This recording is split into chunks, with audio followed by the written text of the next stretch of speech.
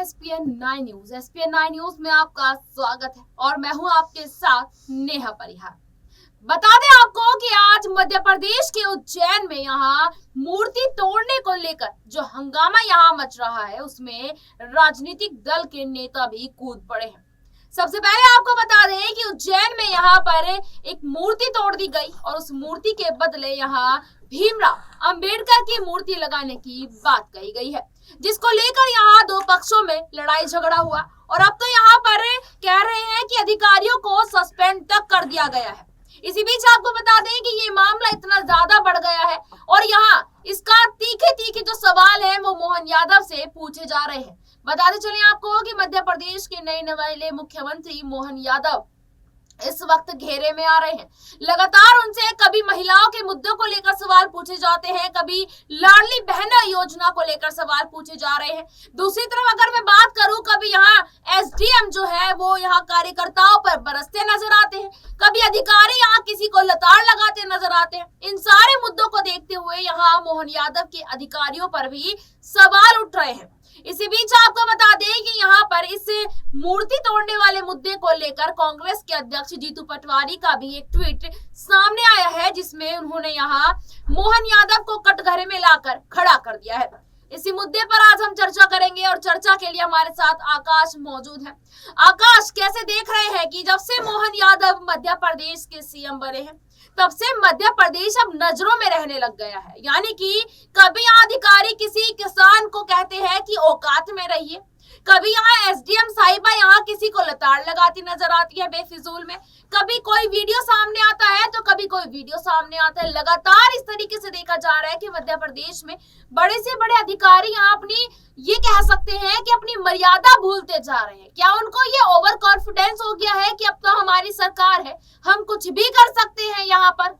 बिल्कुल, देखिए नेहा, इसमें कोई दो राय नहीं कि बीजेपी पार्टी जब से ही सत्ता में आई है तब से ऐसे तमाम वीडियोस, तमाम खबरें देखने को मिलती है। अगर आपको याद हो तो कुछ वक्त पहले शिवराज सिंह की यहाँ पर सरकार थी, तब भी एक ऐसा ही वीडियो देखने को मिला था जिस पर उनके ही पार्टी के एक नेता पेशाब करते नजर आते थे एक दलित के ऊपर। इसके बाद लगातार हंगामा हुआ था और यहाँ पर दूसरे बड़े दिग्गज नेताओं ने आकर सिर्फ माफी मांगी थी और उस बात को वहीं दबा दिया था। और फिर से एक बार वही देखने को मिल रहा है। मोहन यादव की सरकार बनी, लेकिन मोहन यादव की सरकार में लगातार हंगामे देखने को मिल रहे हैं। या यह कहा जा सकता है कि मोहन यादव अपनी सरकार के, अपने नेताओं, अपने अधिकारियों को थाम कर नहीं बैठ पा रहे हैं, उनको खुला छोड़ दिया है, जिसको जो करना है वो कर सकता है। उज्जैन का मामला ही देख लीजिए कि वल्लभ भाई पटेल की मूर्ति पर यहाँ पर लगातार ट्रैक्टर चले, हमले किए गए, कोई डंडे से मार रहा तो कोई यहाँ पर पत्थर फेंक कर मूर्ति तोड़ने की बात कर रहा। और ये वही बीजेपी पार्टी है जो वल्लभ भाई पटेल के लिए हजारों करोड़ रुपए खर्चा करती है स्टैचू ऑफ यूनिटी बनाने के लिए, और दुनिया की सबसे बड़ी यूनिटी उसे बनाई जाती है। लेकिन उसके बाद यहाँ पर लगातार बीजेपी पार्टी की तरफ से तमाम ऐसी खबरें देखने को मिलती है। अब ऐसे में बीजेपी पार्टी के नेता ये बता तो देते हैं कि वो लोगों के साथ कितना है, जनता के कितना साथ है, लेकिन वो ऐसा करते हुए नजर नहीं आते।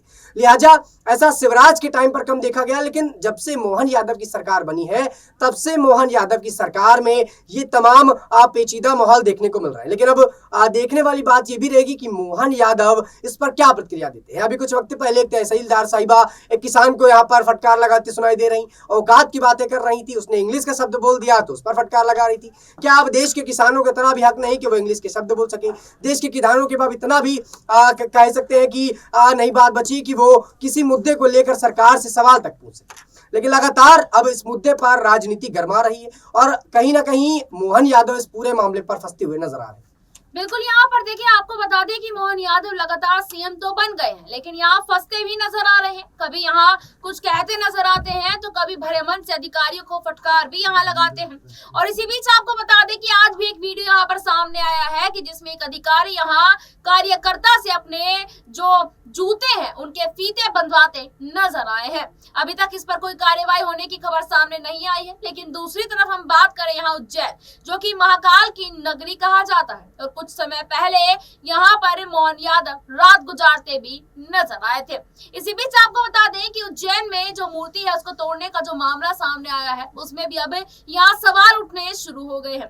अब यहाँ जीतू पटवारी ने मोहन यादव को घेर दिया है कि आखिरकार मोहन यादव के आने के बाद मध्य प्रदेश में लड़ाई झगड़ा विरोध प्रदर्शन कुछ ज्यादा ही होने लग गया। कैसे देख रहे हैं आप इसको आकाश? क्या वाकई में जीतू पटवारी यहाँ जो बात कह रहे हैं क्या उसमें सच्चाई नजर आती है आपको? बिल्कुल, देखिए इसमें कोई दो राय नहीं कि मोहन यादव सरकार बनने के बाद से ही झगड़े और यहाँ पर तमाम विवाद लगातार अलग अलग हिसाब से देखने को मिलते हैं। खुद मोहन यादव भी तमाम प्रकार की अभद्र भाषाओं का प्रयोग करते हैं और इनका एक वीडियो भी वायरल हुआ था जिस पर वो गाली गलौज करते नजर आए थे, जो ये बताता है कि एक मुख्यमंत्री का पद की गरिमा को यहाँ पर मोहन यादव कहीं ना कहीं तार तार कर रहे हैं।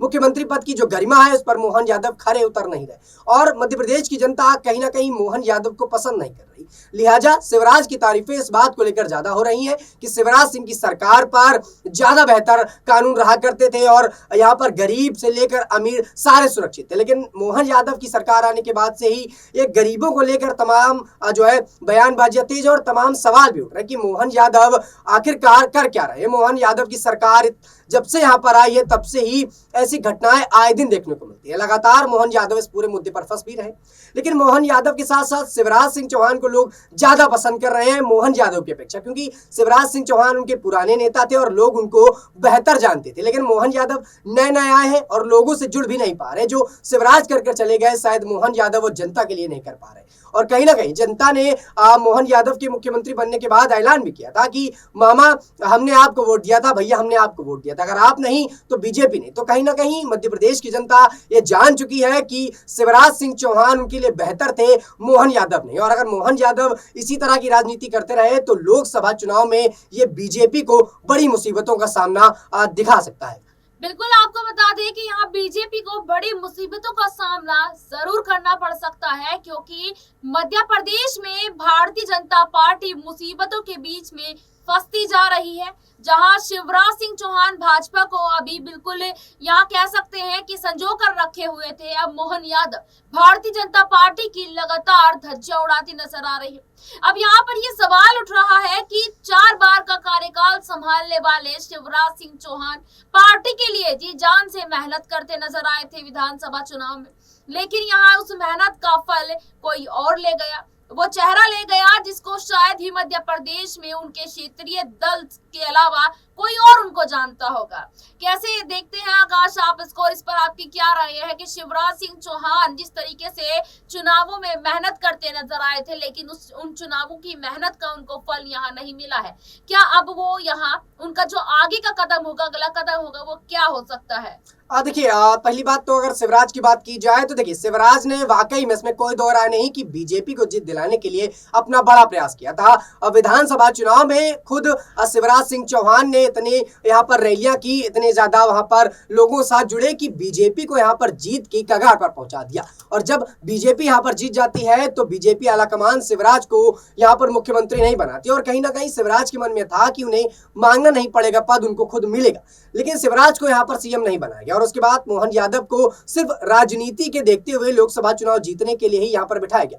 बताया गया कि उत्तर प्रदेश और बिहार में जो यादव वोट बैंक है उसको मोहन यादव बेहतर तरीके से साध सकते हैं और इसी वजह से भारतीय जनता पार्टी ने ये पूरा खेल रचा और मोहन यादव को यहाँ पर बिठा दिया। अब ऐसे में शिवराज सिंह चौहान कहीं ना कहीं उनकी पार्टी से नदारद थे, लेकिन शिवराज सिंह चौहान आगे जाकर कोई बड़ा खेल न कर दे इस पर लगातार बीजेपी पार्टी डर रही। कई बार उनके बयान आते हैं कि वो बीजेपी के खिलाफ जा सकते हैं, उनकी बातों से ऐसा लगता है, लेकिन फिर वो कहीं ना कहीं बीजेपी के समर्थन पर आ जाते हैं और तमाम बीजेपी की समर्थन की बातें करते हैं। लेकिन लगातार शिवराज को जो मूड है वो समझ में नहीं आ रहा, लेकिन लोकसभा चुनाव से पहले शिवराज क्या कुछ करते हैं वो तो आने वाला वक्त ही बताएगा। बहुत बहुत धन्यवाद आकाश, आपने यहाँ पर विस्तार पूर्वक ये जानकारी दी कि आखिरकार मोहन यादव भारतीय जनता पार्टी के लिए एक बड़ी मुसीबत क्या बन सकते हैं। क्या राय है आपकी इस रिपोर्ट पर कमेंट बॉक्स में जरूर बताएं और देखते रहिएगा SPN 9 न्यूज। धन्यवाद।